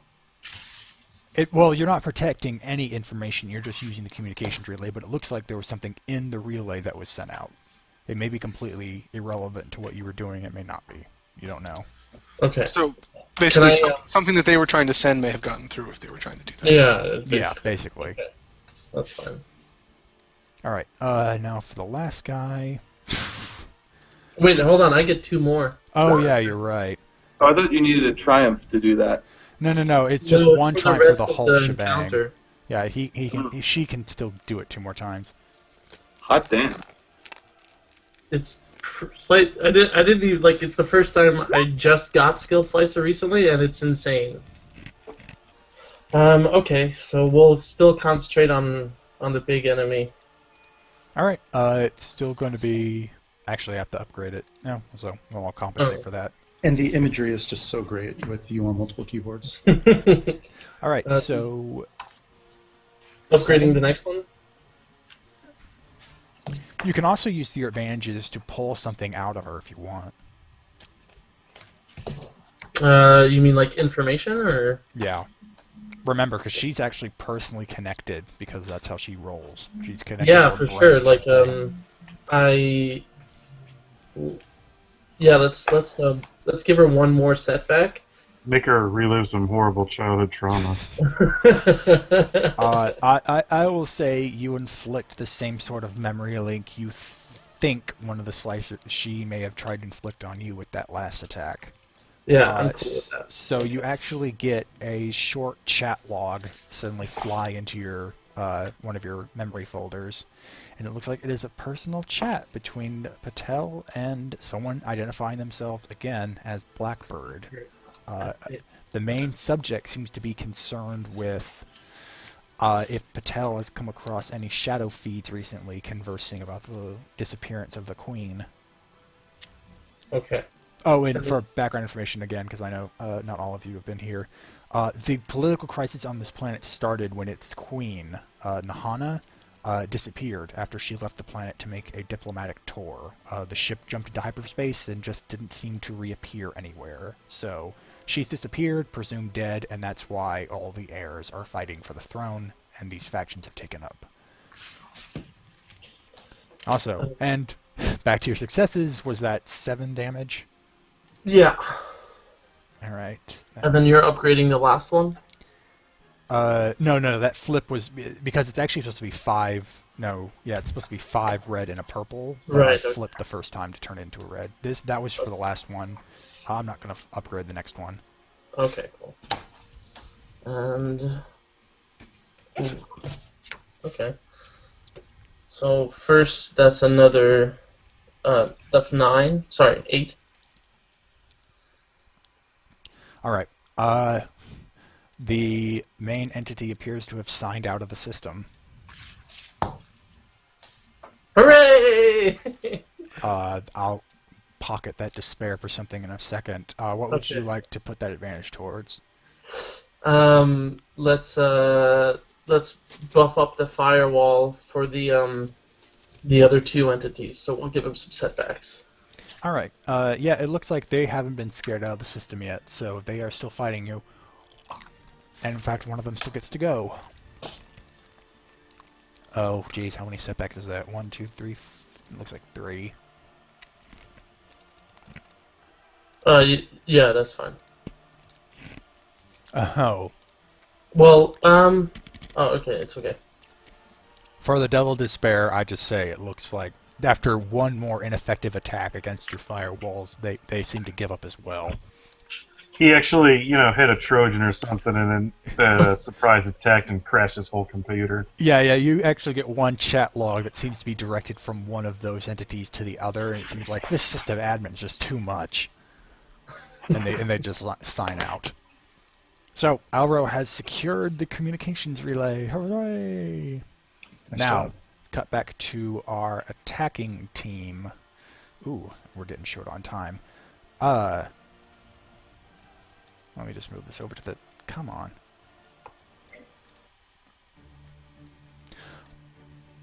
You go into the lower levels, especially with all those advantages. You definitely know where she ended up.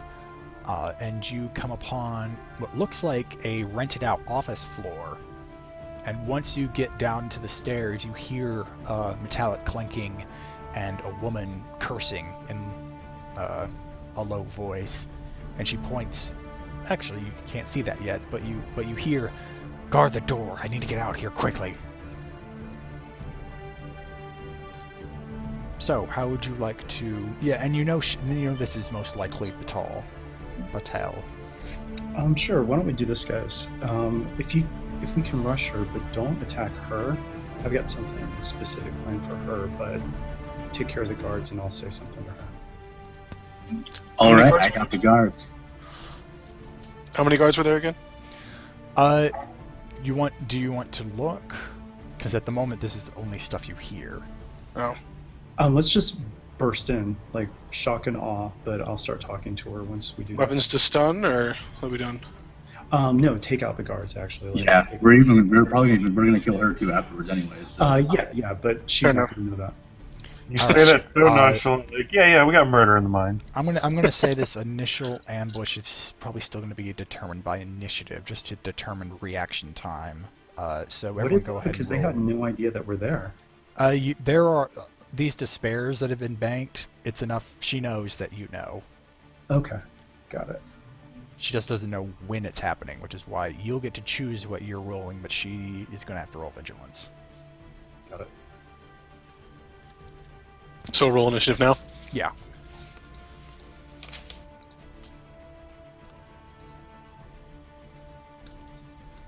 I'm just keeping the tailor jacket thing on. Just ignore it. Put that thing here somewhere. There we go. Do we get any boosts, maybe? Oh, yeah. 2 boosts for, like, yeah, she knows you know, but she doesn't know when you're talking. So, yeah, I'd say, yeah, each of you go ahead and roll. Wow. Sorry, James. I've done my bit. Mine went so well, those boosts. Yeah, it's in here. All right.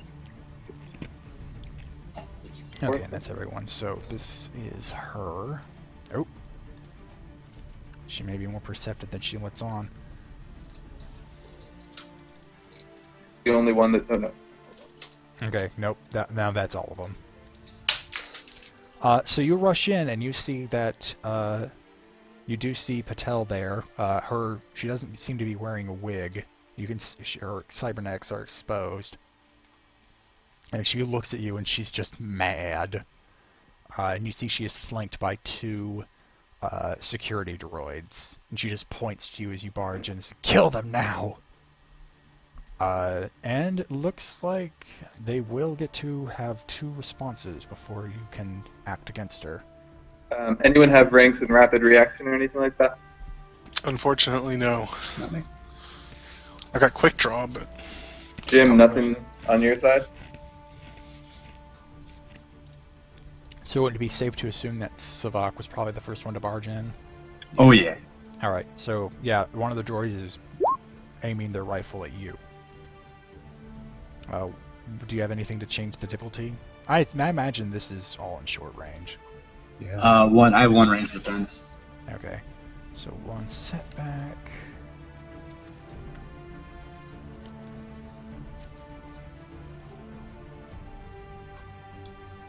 Okay, 1, 2, 3.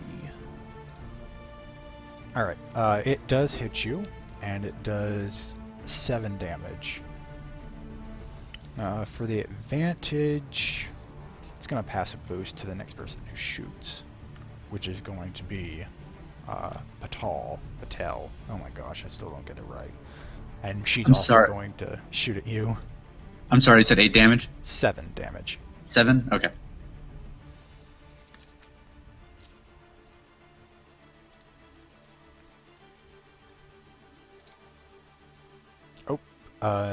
She ends up doing... Oh. Ooh. This one's going to do 9 damage.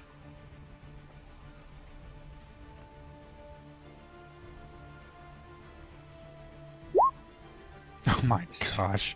For that threat, you could see that she's quite stunned that both those shots seem to do absolutely no damage to you. It's one of our turns now, right? Yeah, it's one PC's turn. Do you Yep. guys mind if I try something? Go for it. This is what I've kind of been building up to with all this. So I'm going to immediately say, Patel, I know it's you. It's me, Barrett Travick. You have been set up. This is all part of a plot with rogue elements in the Empire. It's me. Look at me. And I'm going to do a biggest fan check against her. Ooh, I'm going to add 2 setback, but that's a set difficulty, right? Yeah, it's Okay. a hard. I'll add 2 setback to that, but otherwise, yeah, go ahead and roll. All right, I can remove one of those, thankfully. And for my disguise, can I get a boost because it actually does look like Barrett Travick, but with blue? Sure. Awesome. All right, so it's a hard check. I'm going to upgrade it once. And can I also get another boost because it looks like Pan Stegby in blue right next to me? Yes. Yay. You can play in the long con. 4 advantages. All right, she gasps as she drops her blaster and holds a hand up to her mouth like, "Oh, Captain, I'm sorry." And she looks at the droids and just stand down. And the And droids. I continue and just say, all the reports that you've heard about my defection, about all this, these are all parts of the plot.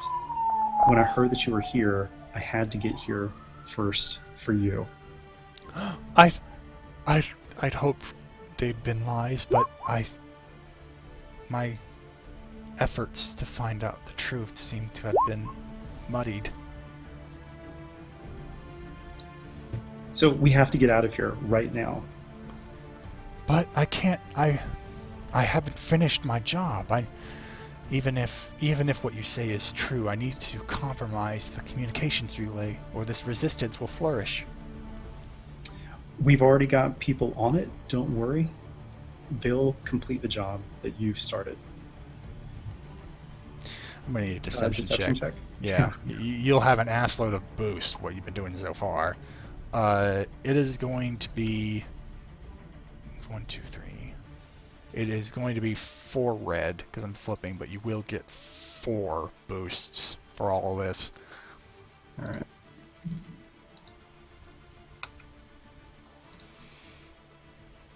She nods and said, "Yes.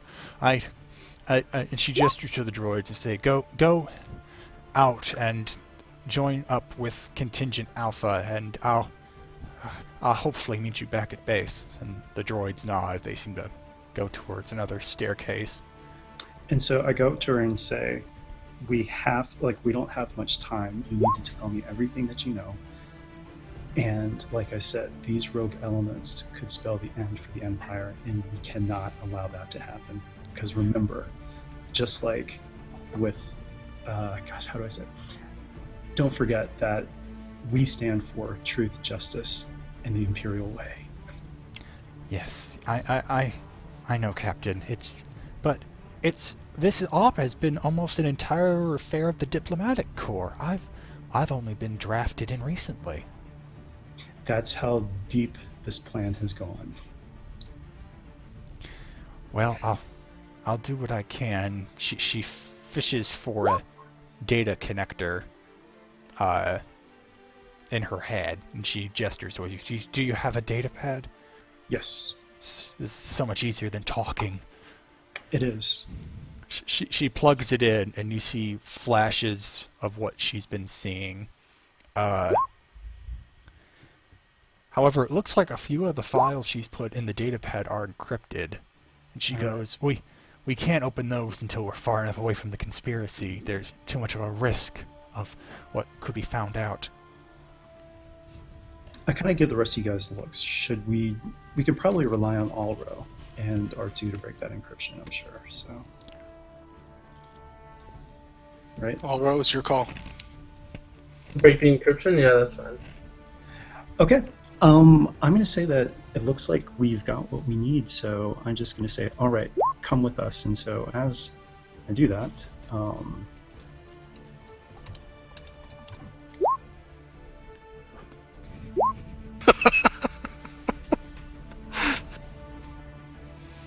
All right. So maybe somewhere in the stairwell, as she's in front of you, you just jabber. Mhm. Yeah. She's caught completely unaware, and she's actually quite flimsy. I don't even think I need to roll. She just collapses dead. All right. All right. I'm so sad we were crunched for time. This would have been a nice speeder chase. Oh well. I like how this ended. So, let me just move this back. It can be a 2-minute speeder Go chase. until 7:30. I have until 5 o'clock on mine, and this is almost 5. Oh, okay. Well, mine says 5 to 7:30. Well, I mean, like my time, 5 to 7:30, but Yeah, it's until half. half of that. Oh, half Yeah, I through think the you put hour. 30 minutes on the wrong end. Yep, When you were thinking yeah. about it. It doesn't matter. Especially with the way you approached her, she wasn't fleeing anyway. So, you return to... Let me just turn that off. You return to the basement with the data pad in hand with all of Patel's secrets. If you want to crack... It looks like, just on the surface, what she didn't encrypt was the operation so far. Right after her sister disappeared, Milara came to the Imperials and asked for sanctuary. She originally believed that the resistance that was going on the planet was a threat to her, and from then on the Diplomatic Corps put forth several initiatives to get Milara on the throne, and then put the ISB up with the idea that they should assassinate the Crown Prince once they were able to put Milara in the position of regent, so she could become queen, and they would be able to install a puppet government and take control of Ord Gimmel. Even though that secret's out, it looks like that's still their plan. And anyway, if you want to get the encrypted stuff, which appears to be Patel's alleged stash of private information she uses as political cash, that is going to be the same check Alro has been rolling against, flipped 6 red die.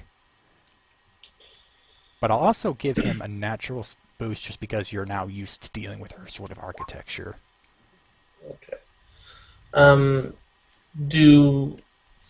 Since we moved on, I guess not all the other upgrades that I had apply, right? You can still use R2, but I'll only allow the 2 boosts now, because the data breaker doesn't... Yeah, that's fine. But you said an extra boost? Yeah. You also have Codebreaker, right? Codebreaker, yeah. That's what I was Yeah, I do have Codebreaker, yeah. Oh, But yeah, because that does that decrypt. reduces the difficulty. And removes the setback if that. Yeah, I mean, like, all her setbacks were going to be gone anyways. That turns this to, because it was naturally 5 red and a purple, to 5 red and a purple. Red and purple, yeah. Okay, let's see. Ooh. Reroll? Yeah, I do. Yes, I do have a reroll. I haven't seen it yet.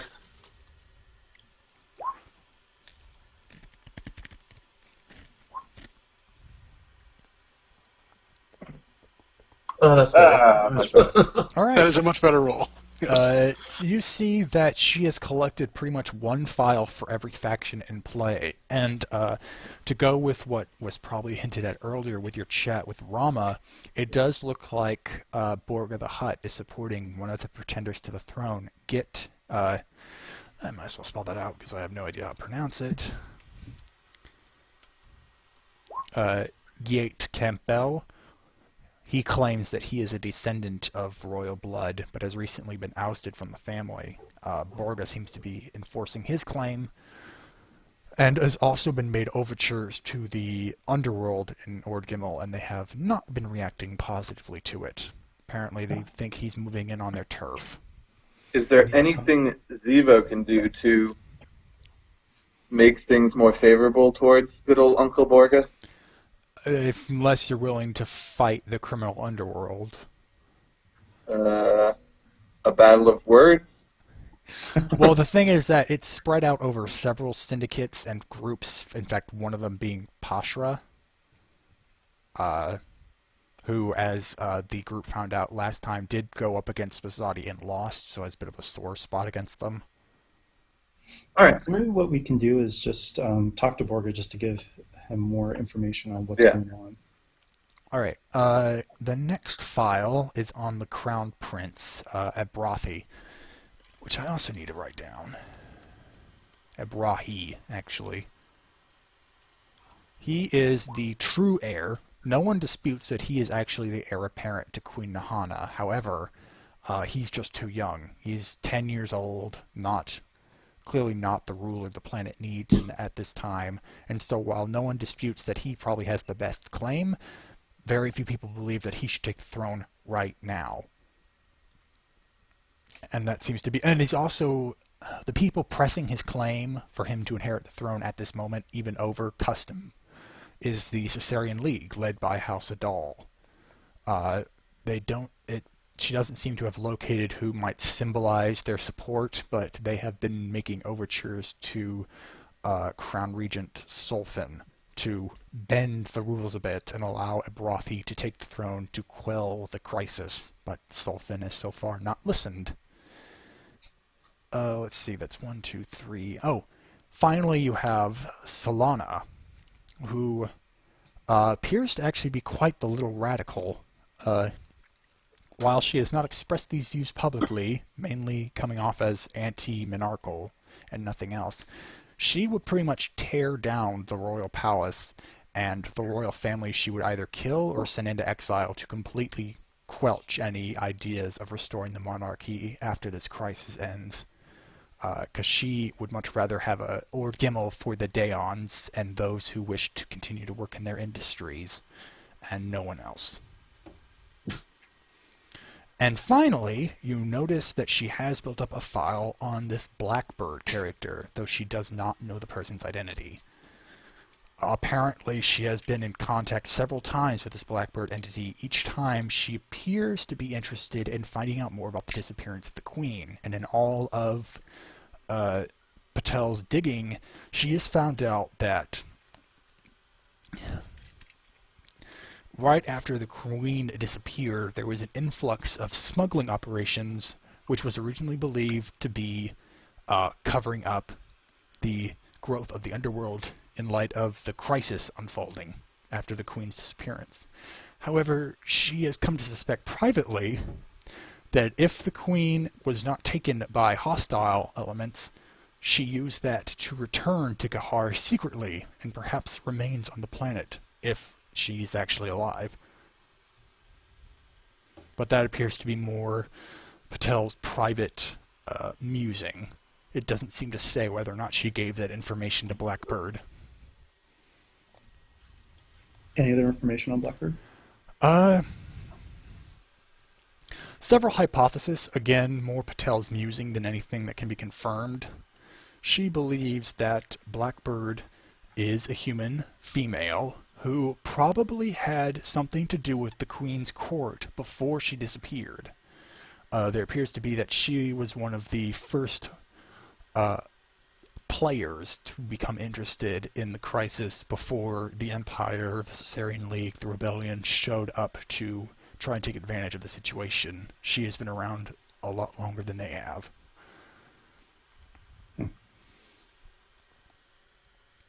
And that's about it for what was in the files. How much of that would you like to give to Liama?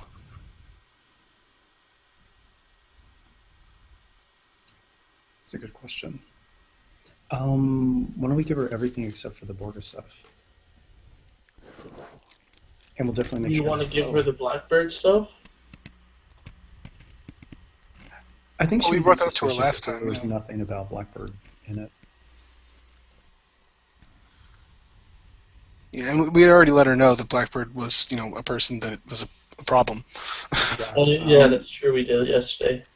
Yeah, and omitting Borga isn't something that would trip her,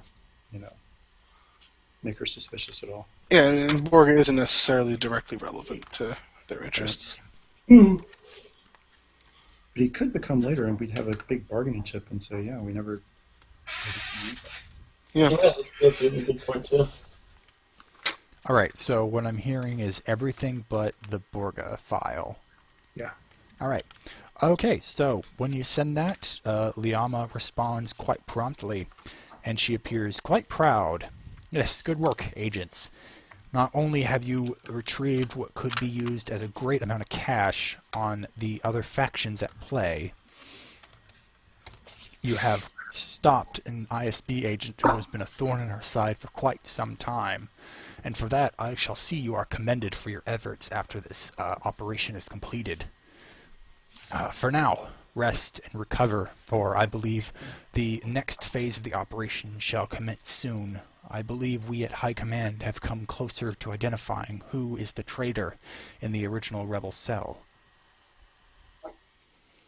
And with that, transmission cuts off, and phase 2 of the Geharr incident is at a close.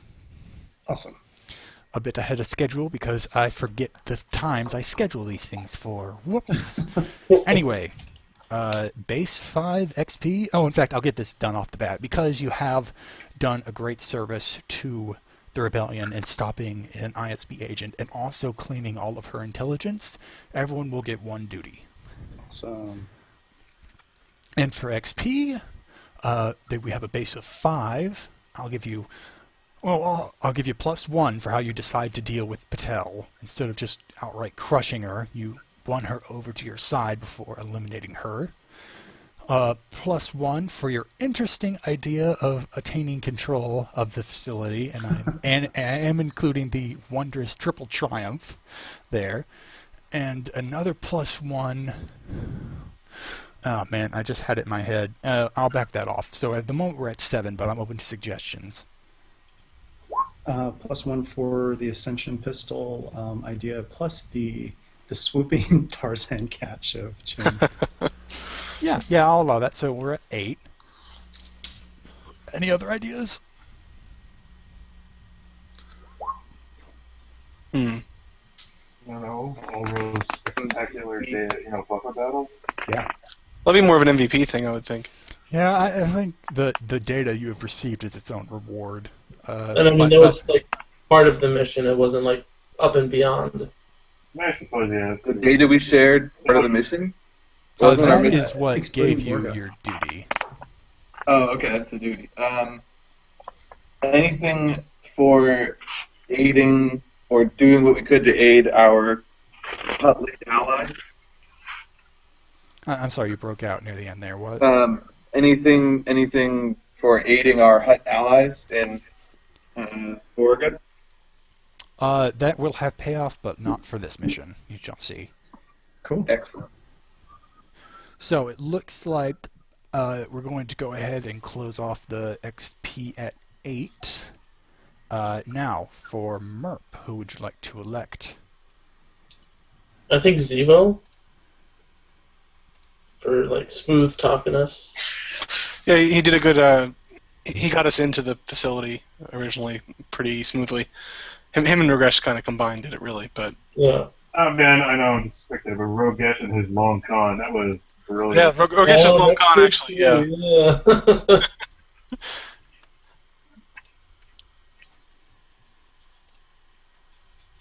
All right, so we seem to be split between Zevo and Rogesh. I guess we'll open this to voting then.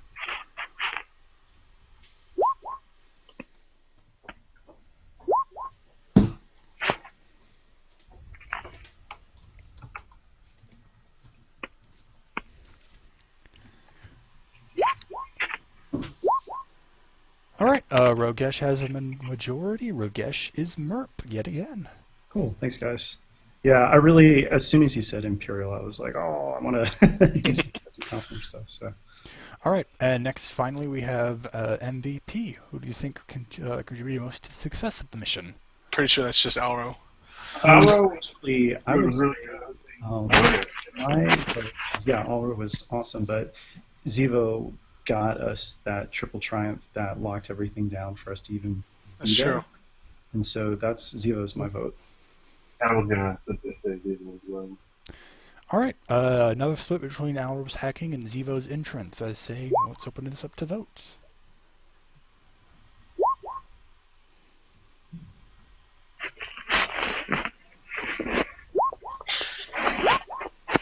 Alright, it looks like, We're missing one, I think. yeah, it's either...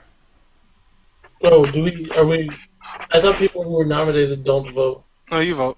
No, you vote. Oh. Yeah. You're allowed to vote for bad yourself. about this, though. You're allowed to vote for yourself. That's I what, think, that's I what think I'll Tommy vote did. for people, though. All of us have today, so. Let's give it to R2. Just throwing his vote away while still winning.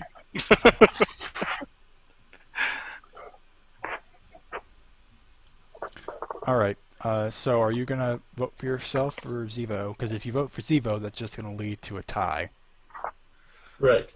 Alright, I'll vote for myself. I feel bad doing that, though. Aro is MVP and should be ashamed. So we have our duty, we have our XP, and we have our top positions for this session. So with that, I will call Phase 2 or Part 2 of the Geharr incident into the spider's web to a close. And I'd like to thank you all for playing and thank you all at home for watching. Thank you and good night.